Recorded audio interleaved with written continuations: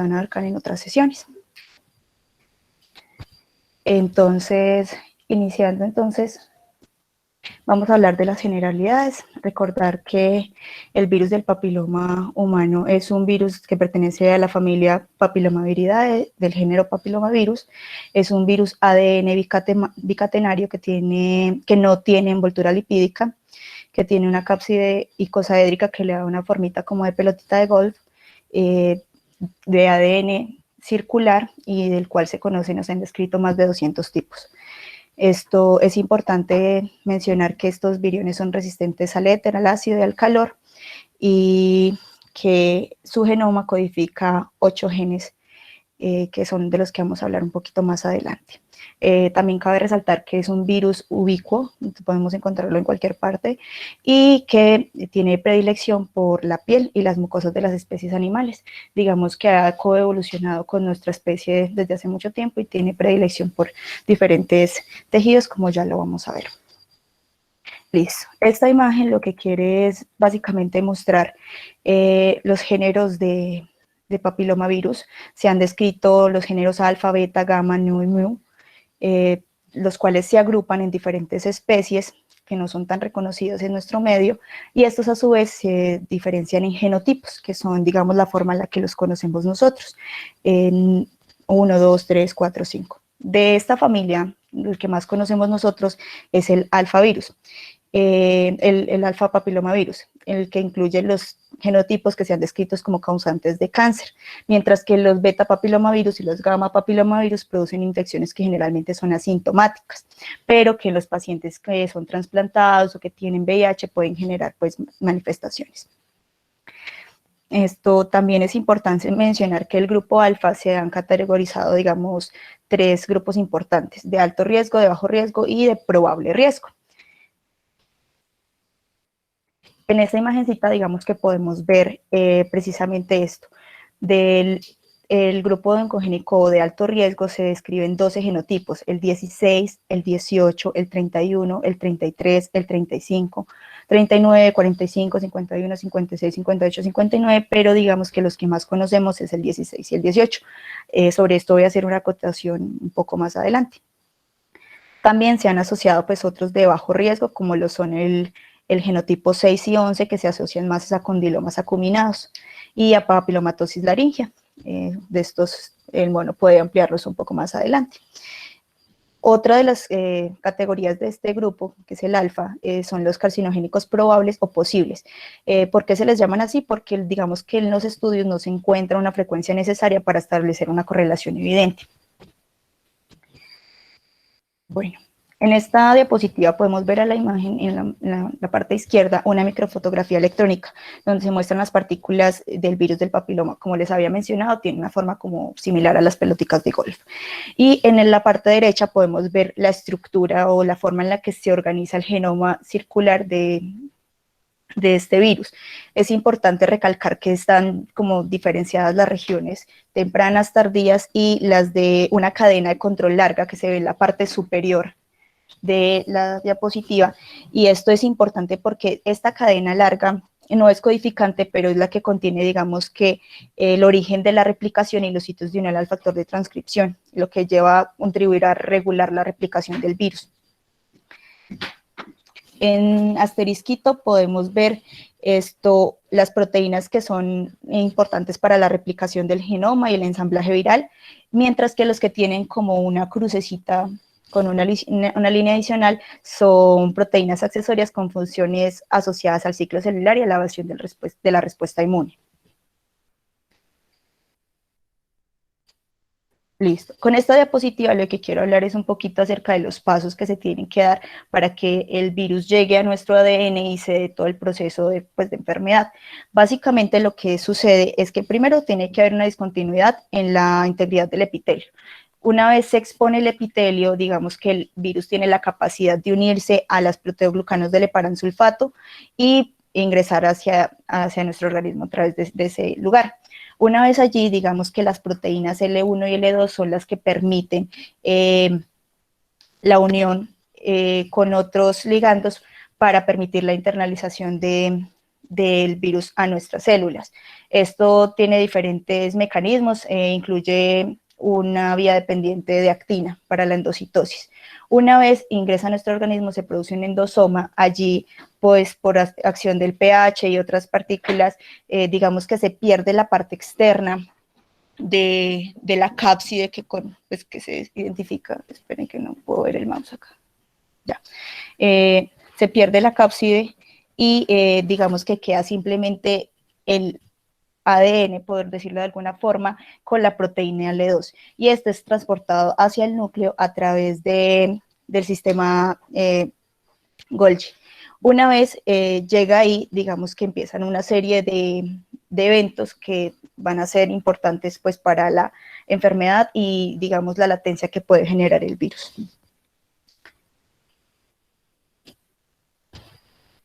Bueno, ahí al lado derecho aparecen, digamos, como las funciones de cada una de las proteínas que les mencionaba anteriormente. En esto no me pienso detener mucho.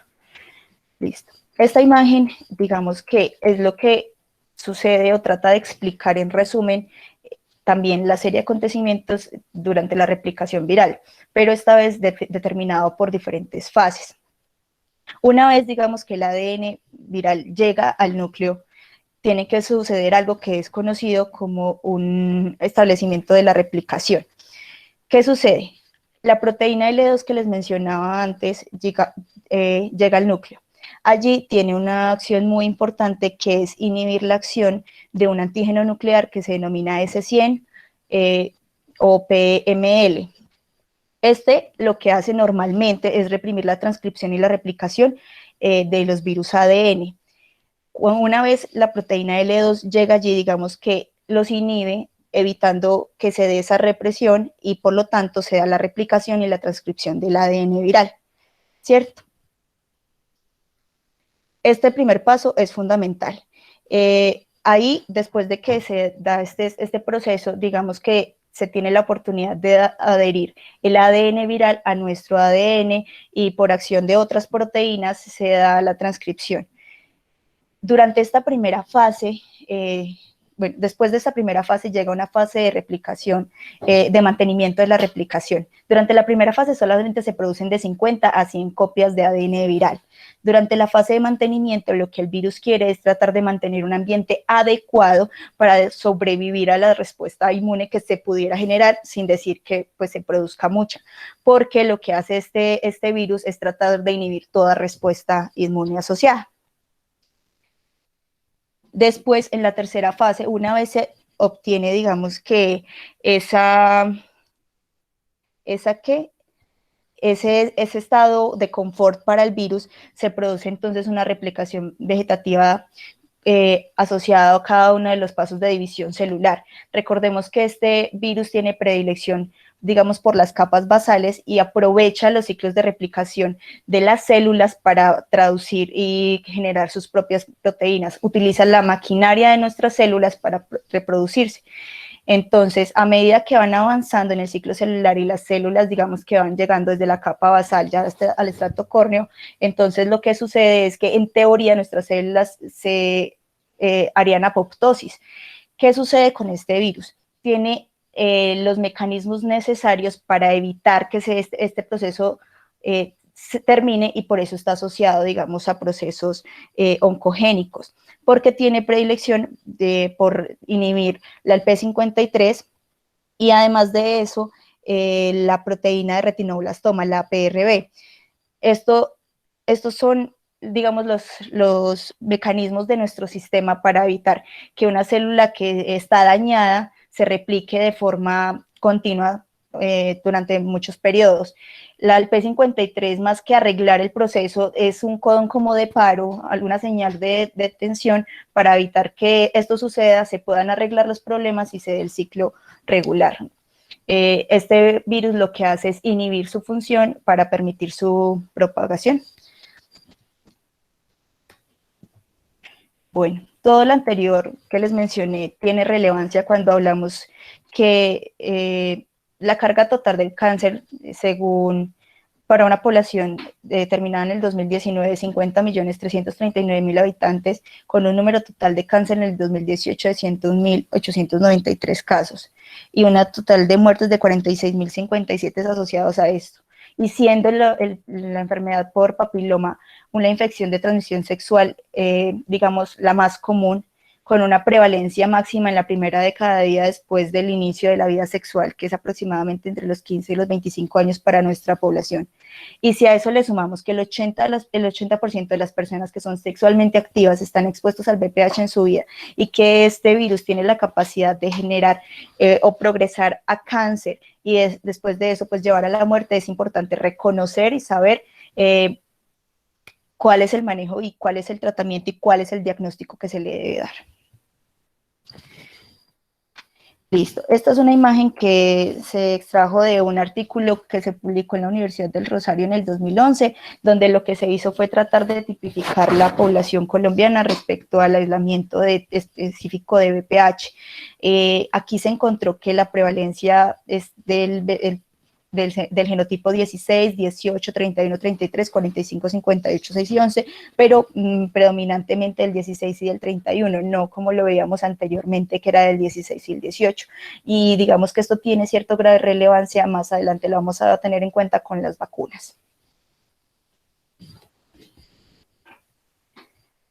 Respecto a la historia natural del virus, es importante saber que la mayoría de las infecciones por VPH, incluso aquellas que tienen tipos carcinogénicos o asociados a esto, suelen resolverse en aproximadamente 12 meses. Durante la infección, la mayoría de, bueno, una vez se sospecha o se diagnostica la infección por VPH, en un año, máximo 2, estas lesiones tienden a resolverse.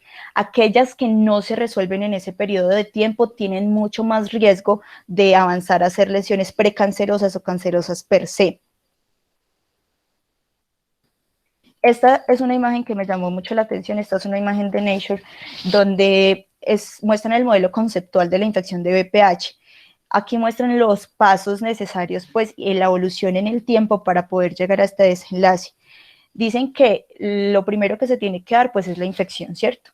Una vez se da la infección, puede pasar dos cosas: que la infección sea persistente o que la infección se resuelva de forma, pues, se autorresuelva en un periodo de 12 a 24 meses, como les había mencionado.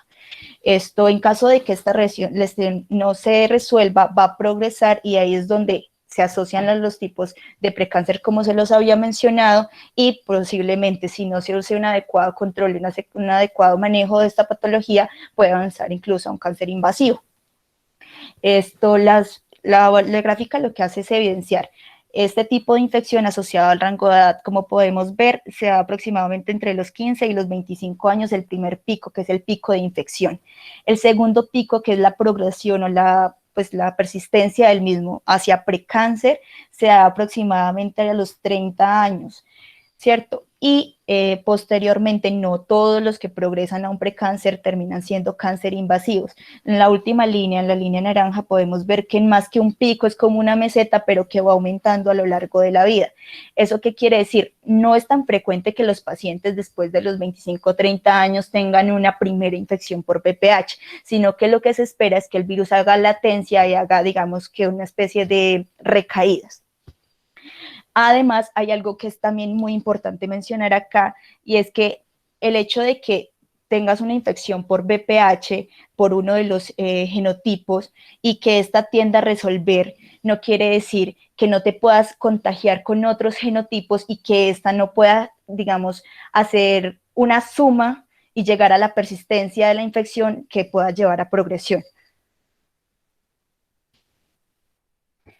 Como les mencionaba, el tiempo de resolución aproximado es de 12 meses. Si las infecciones entonces persisten, aumentan las probabilidades de que sean lesiones precancerosas o cancerosas. Entonces, esto es importante porque el cribado, digamos, que nos ayuda mucho a establecer el tipo de lesión y a determinar qué lesiones necesitan una intervención más urgente o qué lesiones necesitan simplemente hacer seguimiento y ser estudiadas, ¿cierto? Como les mencionaba, es una infección que es escasamente inmunogénica, patógena, la infección por un genotipo no protege de otros genotipos o incluso de reinfecciones ante la reexposición al virus, como les mencionaba. El hecho de que durante un contacto sexual te hayas infectado por un genotipo y que este esté resolviendo, suponiendo que haya sido hace un año, pero si tienes otra relación sexual con otra persona y tiene otro genotipo, te infectes con esto, digamos que es sumatoria. No, el hecho de que un genotipo regrese no hace que se devuelva la curva, como les había mencionado. Bueno, ahora entonces entrando a las manifestaciones clínicas, es importante saber que hay dos formas, digamos, que identificar las manifestaciones del papiloma. Hay cutáneas y extracutáneas. Sin embargo, pues en esta charla vamos a hablar específicamente del epitelio anogenital. Otra de las formas extracutáneas sería la papilomatosis laringea, serían los cánceres de cabeza y cuello, pero pues digamos que es un tema bastante amplio y pues que para esta revisión concierne, digamos, que este tipo de información. Entonces, respecto al papiloma, que se asocia, los genotipos de papiloma que se asocian a manifestaciones cutáneas, encontramos el BPH1, 2 y 4, 3, 10, 7 y 2, cada uno con unas características clínicas diferentes. Entonces, pues ya más adelante, en la siguiente diapositiva, vamos a ver, digamos, las fotografías de cómo se ven las verrugas plantares y las comunes y cómo se ven las planas, pero es importante saber que este tipo de infecciones se presenta con mucha frecuencia en los niños y en los adolescentes, que tiene una incidencia máxima entre los 12 años y los 16, y que hasta el 3.5% de los adultos pueden tener verrugas no genitales en algún momento. O sea, todos en algún momento hemos conocido o hemos tenido alguna verruga. Y respecto al epitelio anogenital, hay dos tipos como de infección predominante. Las verrugas genitales, conocidas como el condiloma acuminado, que es por BPH 6 y 11, bueno, ahí se me fue, y las asociadas pues a carcinoma de vagina, vulva, cuello uterino, ano, pene, con los que se han asociado 15 serotipos, pero pues que el más importante es el 16. Estas infecciones del epitelio anogenital tienen una prevalencia máxima entre los 17 y los 33 años, pues asociado a lo que les mencionaba inicialmente del contacto sexual. Bueno, la prevalencia entre los 17 y los 33 y la mayor incidencia entre los 24 y los 25. El BPH 6 y 11 causan cerca del 90% de las verrugas genitales, y en los niños las verrugas genitales se asocian con tipos de BPH que suelen aislarse de las verrugas comunes. ¿Esto qué quiere decir? No toda verruga que se encuentra en la región perianal de los niños necesariamente es un condiloma acuminado causado por el serotipo 6 y 11, sino que están más asociados a los genotipos 1, 2 y 4, como lo había mencionado anteriormente. Listo. Esta imagencita básicamente muestra el espectro de posibilidades de verrugas que podemos encontrar.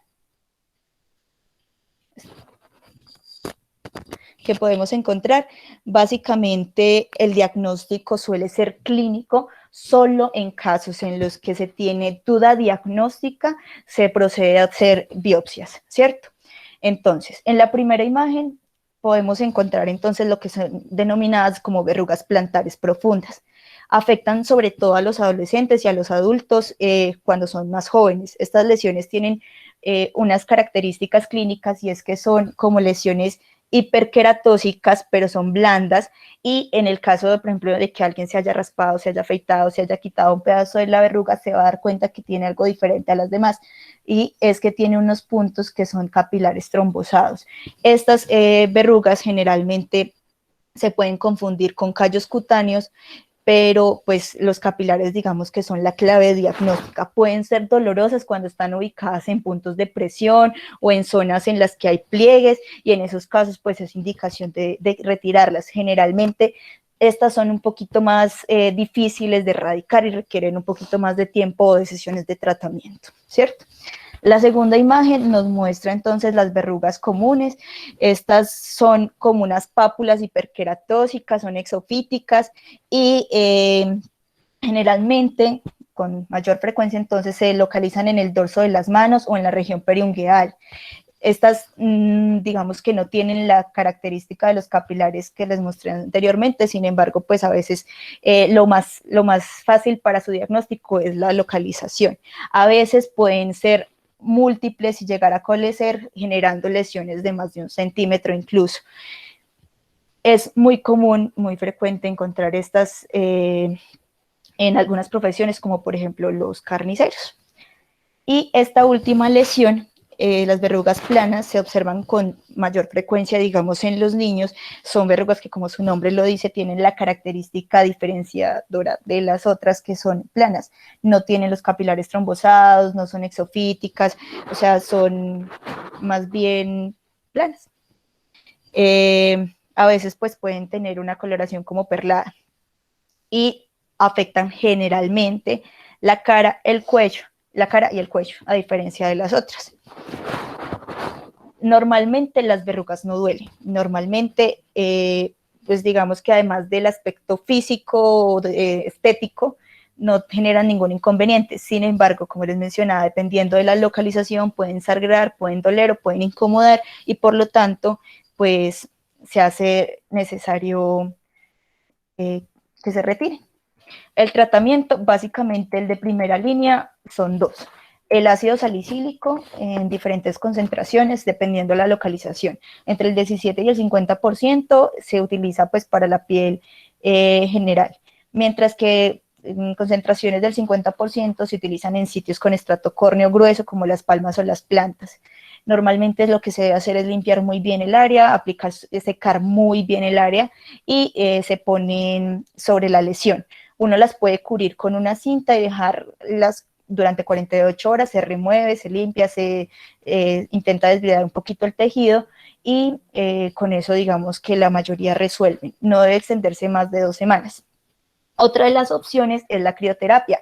Generalmente se hacen 2 ciclos de congelación y descongelación cada sesión y se repite el tratamiento cada 2 o 3 semanas. ¿Qué pasa? La crioterapia es una muy buena opción, sin embargo es dolorosa, por lo tanto no se utiliza en los niños pequeños. Se han descrito otras terapias con, por ejemplo, fluorouracilo, que se puede poner tópico o inyectar intralesional, se puede aplicar diariamente cuando es tópico bajo oclusión, como les mencionaba, con una cintica durante 4 a 12 semanas. O el imiquimod, que se puede aplicar en crema y se hace un tratamiento alterno con ácido salicílico, se debe retirar porque pues, puede ser muy lesivo para la piel y el tratamiento, digamos que debe ser llevado hasta 3 meses antes de considerar que hay una falla en la terapia. Listo. Esto respecto al tratamiento de estas lesiones. Como les mencionaba, las razones para el tratamiento, ¿cuáles son? Que duela, que moleste, que al paciente o a la paciente le preocupe pues cómo se ven, porque los molestan, porque les hacen bullying, que sean persistentes o que el paciente tenga inmunosupresión, porque los pacientes que son inmunosuprimidos tienen factor de riesgo para que estas verrugas tengan mayor extensión o sean más resistentes al tratamiento y generen más recaídas, por decirlo de alguna forma. Bueno, ya entrando entonces a las lesiones, a las manifestaciones anogenitales, entonces encontramos el condiloma acuminado. El condiloma acuminado tiene como indicaciones de tratamiento básicamente que presente síntomas molestos. ¿Cuáles son los síntomas? Que tenga prurito, sangrado, ardor, sensibilidad, flujo, o que simplemente pues sea incómodo y decidan retirarlo pues por sus contactos sexuales o por su vida sexual principalmente. Las terapias que conducen a la eliminación de estas verrugas ocurren entre las 3 semanas y las 16 semanas, pero aunque se erradiquen las verrugas, no necesariamente se va a erradicar pues, el virus, ¿cierto? Respecto a la descripción clínica de estas lesiones, es importante saber que son verrugas generalmente son externas, se encuentran típicamente en la vulva, el pene, la ingle, pueden ser unas o múltiples, pueden tener muchas formas de coliflor, filiforme, cerebriforme, pueden ser incluso a veces lisas y por eso digamos que pueden confundir con otros tipos de lesiones y pueden cambiar muchísimo en color, pues dependiendo del fototipo o depende de la zona de contacto. Sin embargo, clínicamente tienen la característica de que son pediculadas en su mayoría. Y digamos que esta es una importante diferencia con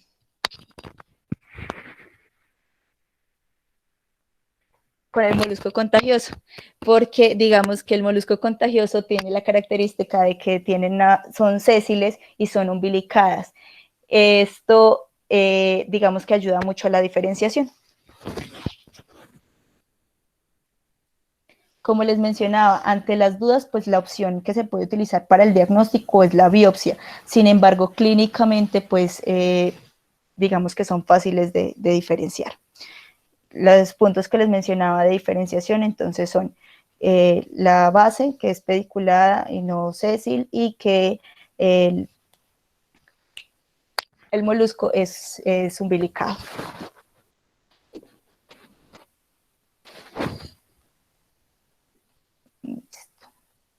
¿Cuál es el tratamiento? Generalmente el tratamiento se determina que es por podofilina. Esta es la presentación que se debe recomendar para el tipo de lesiones en vulva y vagina. Toca tener cuidado porque la que se vende normalmente en las farmacias es al 25%, y pues podemos generar mucha lesión en estas áreas.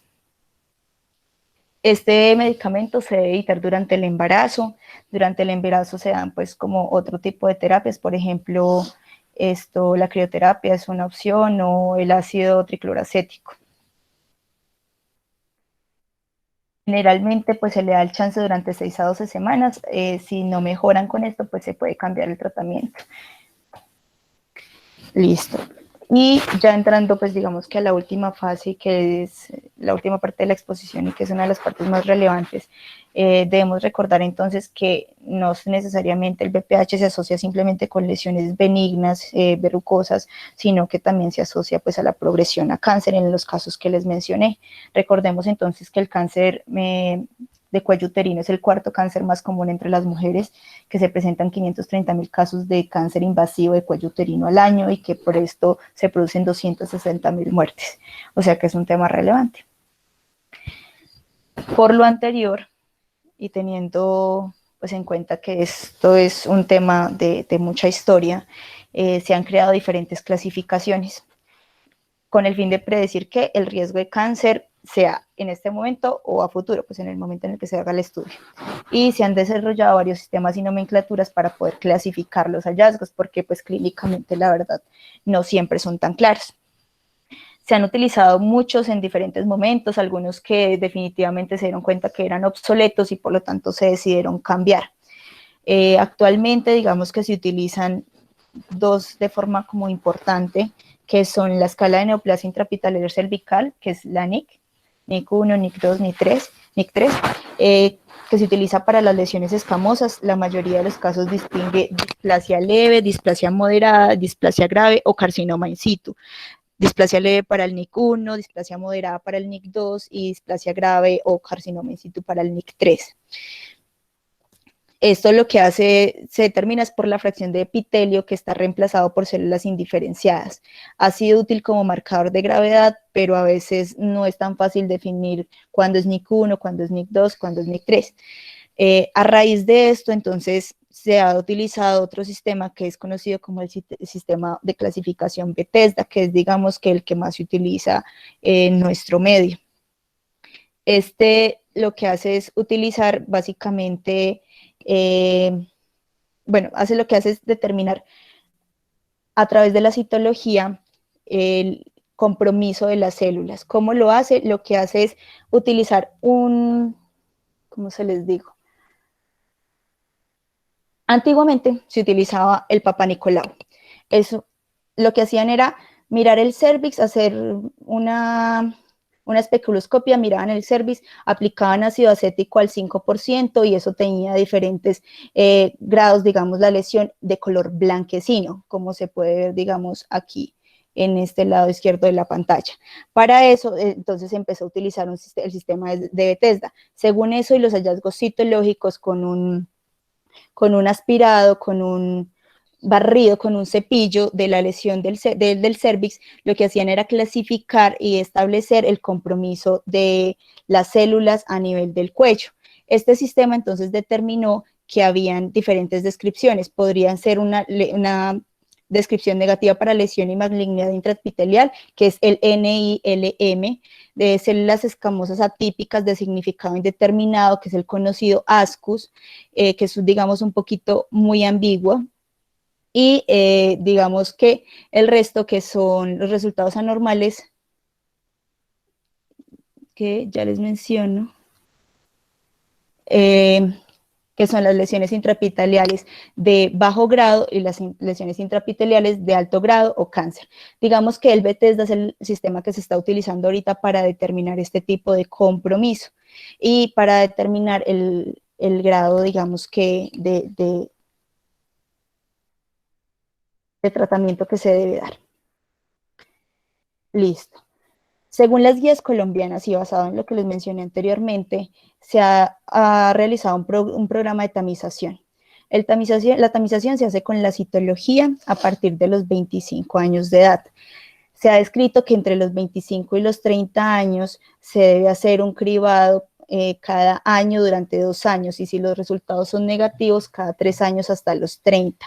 Esto es con citología. A partir de los 30 años y hasta los 65 años, la tamización se realiza es con ADN para BPH.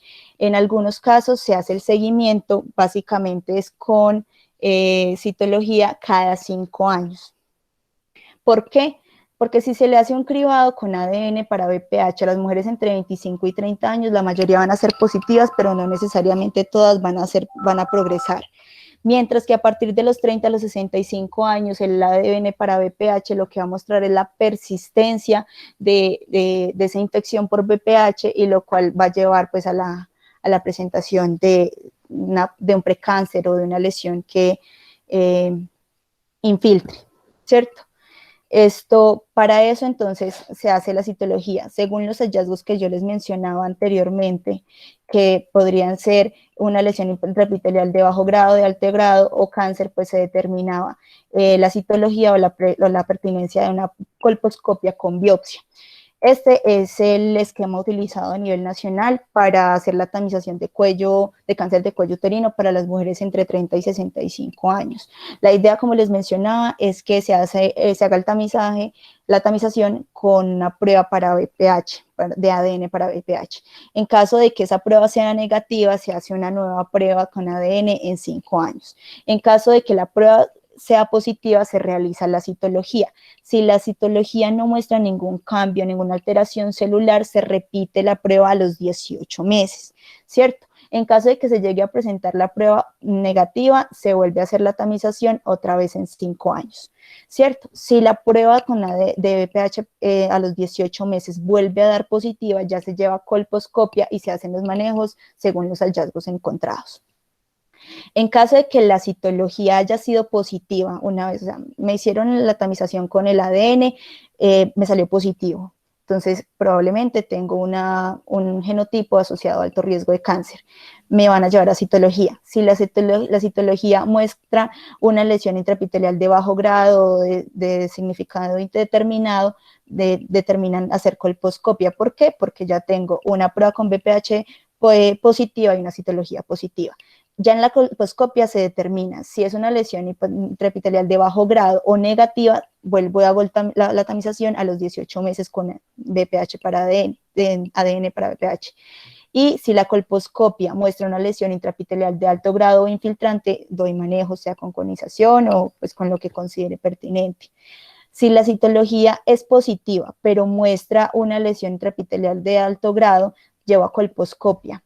Básicamente, si la tamización con BPH es positiva y la citología inicial es positiva, siempre voy a llevar a colposcopia. Lo que determina el manejo es los hallazgos durante esa colposcopia, si sea una lesión intraepitelial de bajo grado o una lesión infiltrante.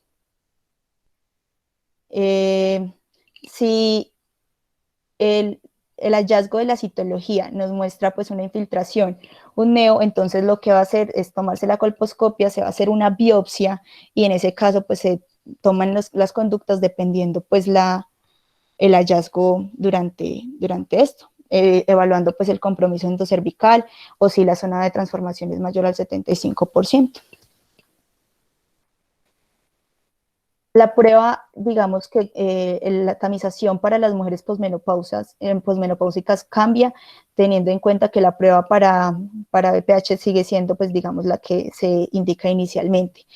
Según el hallazgo, si es la prueba positiva, se hace la citología. Dependiendo del resultado de la citología, se hace colposcopia o biopsia y con eso, pues, se hace el manejo respectivo.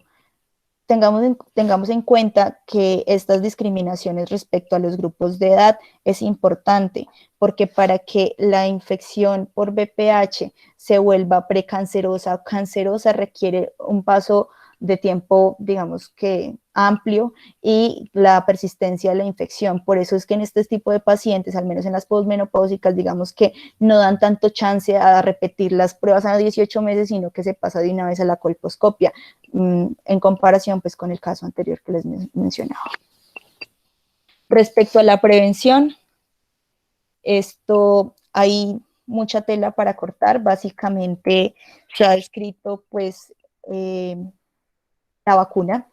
La vacuna para el papilomavirus, digamos que en su momento fue un hallazgo muy afortunado. Sobre esto se habló mucho hace mucho tiempo, se sacaron 3 vacunas importantes, una que era bivalente, Gardasil tetravalente, que incluye los serotipos 16, los genotipos 6, 11, 16 y 18, y Gardasil 9, que digamos que no contamos con ella en nuestro medio, pero que también es bastante prometedora.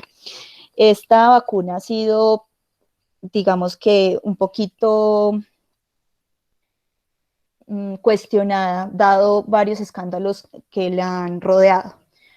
Uno de los escándalos fue internacional, en la que se hizo una publicación en Cochrane acerca de la vacunación profiláctica para el papiloma con una de estas vacunas. Sin embargo, a pesar de que demostró eficacia, digamos que este estudio no tuvo el suficiente rigor metodológico y científico, omitió ciertos hallazgos relevantes y gracias a esto, este caballero, que no me voy a atrever a pronunciar su nombre porque no sé pronunciarlo, que era en su momento uno de los creadores, fundadores, presidente de la junta directiva de esta compañía, denunció públicamente que este estudio había tenido varias vías y que, digamos, que sus hallazgos, digamos, debían ser cogidos con pinzas. Esto representó la salida de este personaje de la compañía y pues el cuestionamiento de las revisiones de Cochrane como algo fundamental. Si esto fuera poco, en Colombia, en el 2014, si mal no recuerdo, se presentó un caso bastante relevante, y es que varias niñas de un colegio del municipio de Carmen de Bolívar presentaron síntomas que ya más adelante les voy a mencionar, posterior al parecer a la vacunación contra VPH. Esto también generó un hito en nuestro país, dado que después de este escándalo, las tasas de vacunación contra el VPH pasaron de ser del 90 y algo por ciento como al 26%. Esto llevó a la movilización de no solo entidades gubernamentales, sino los medios, a decir, bueno, estamos hablando acerca de un proceso, un acontecimiento en lo que se está poniendo en riesgo pues la vida de las pacientes, veamos a ver qué fue lo que sucedió. Entonces, básicamente, cuando uno habla de la vacuna debe hacer 2 preguntas.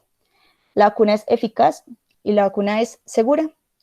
Entonces, respecto a la seguridad de la vacuna, como les mencionaba, se hizo un estudio a nivel nacional, se evaluaron las referencias que soportaban su uso y su masificación como método pues, profiláctico y para disminuir el riesgo de cáncer, y encontraron que es importante mencionar este caso de Carmen de Bolívar. La mayoría de las niñas que consultaron al municipio presentaron cefalea, parestesias de miembros inferiores y superiores, dolor torácico, síncope. El síncope, digamos que fue una de las cosas de las que más sacó provecho los medios de comunicación nacional, entre otros. Y digamos que estos fueron los hallazgos clínicos con los que las niñas llegaron al hospital local. En general, todos los signos vitales están normales.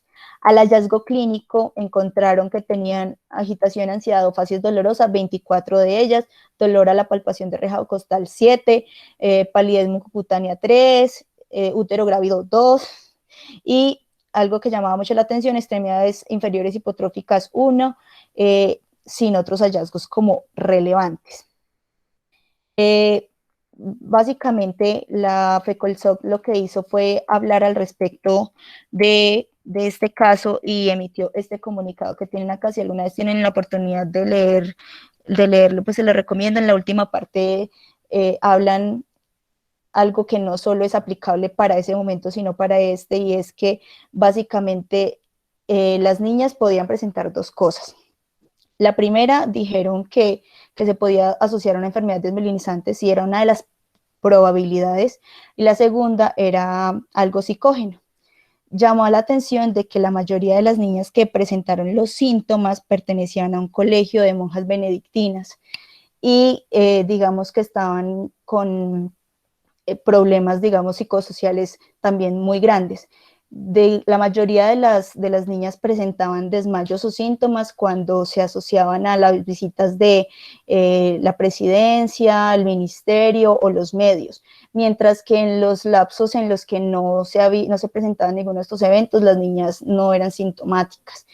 Y la otra cosa que recalca, digamos, ese artículo que sacó FECOLSOC es que la mayoría de las personas, digamos, que no tenían un suficiente conocimiento respecto a la vacuna, la seguridad, la eficacia, y que precisamente si se hubiese de pronto informado un poquito más, esto se pudiera haber evitado. Listo. Siguiendo pues entonces con la seguridad, este es un estudio que se realizó en dos países, en Dinamarca y en Suiza, si mal no recuerdo, donde se estudiaron cerca de 4 millones de mujeres. Lo que hicieron fue coger los registros nacionales y identificar las pacientes que habían sido vacunadas y las pacientes que presentaban enfermedades desmelinizantes y alteraciones del sistema nervioso central. De esto es relevante que encontraron que no había, digamos, que una asociación entre esclerosis múltiple u otras de estas enfermedades asociadas a la vacuna, y teniendo pues en cuenta una gran valoración de población. Si esto fuera poco, pues hay otros artículos que se encargan, digamos, que hacer esta revisión y evaluar la seguridad de la vacuna. De hecho, la principal reacción adversa de esta es el dolor o la induración en el sitio de aplicación, y no se asocia tampoco al vehículo utilizado pues para la vacuna, como también fue cuestionado en algunos de los momentos, que decían que de pronto había sido una intoxicación por Bueno, otro estudio que muestra lo mismo, la eficacia. Y este es el estudio que muestra, digamos, la eficacia de la vacuna. Lo que hicieron fue evaluar poblaciones vacunadas versus poblaciones placebo y evaluar la presencia de la susceptibilidad a lesiones intraepiteliales posterior a la vacunación, encontrando pues unos muy buenos resultados. Básicamente, lo que yo quería con esta exposición es mostrarles un poquito de que primero el VPH es una infección bastante común. Segundo, que es una infección que no solo tiene complicaciones graves como el cáncer, sino también otras que nos pueden tocar en una consulta común y silvestre, en una consulta externa, pero también la importancia de que hacer una adecuada tamización y, digamos, remitirle a los pacientes en un momento oportuno puede evitar muchas muertes.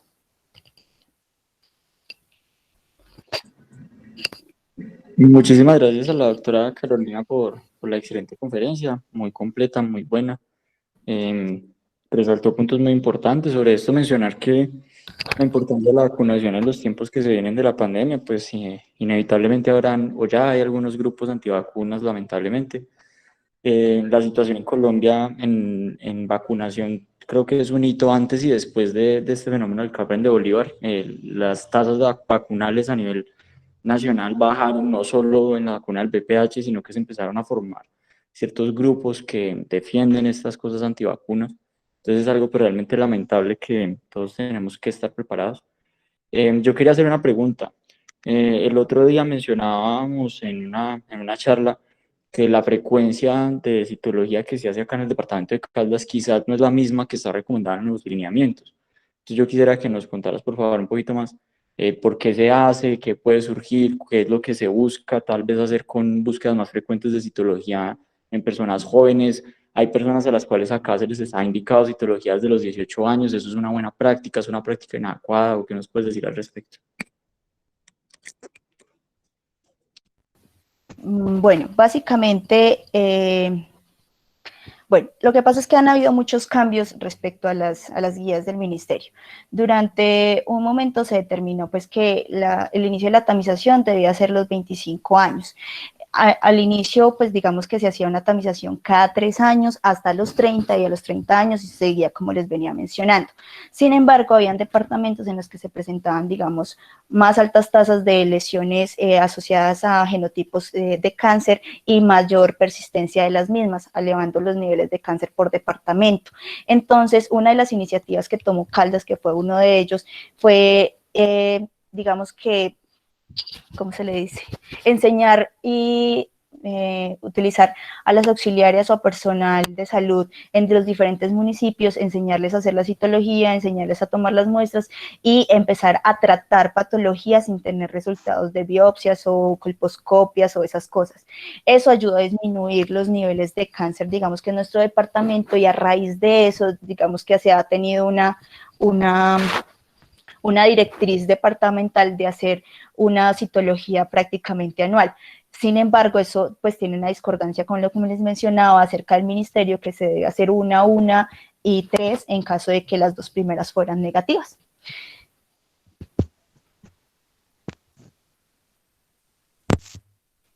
Listo, muchísimas gracias. No sé si alguien de pronto tenga otra pregunta.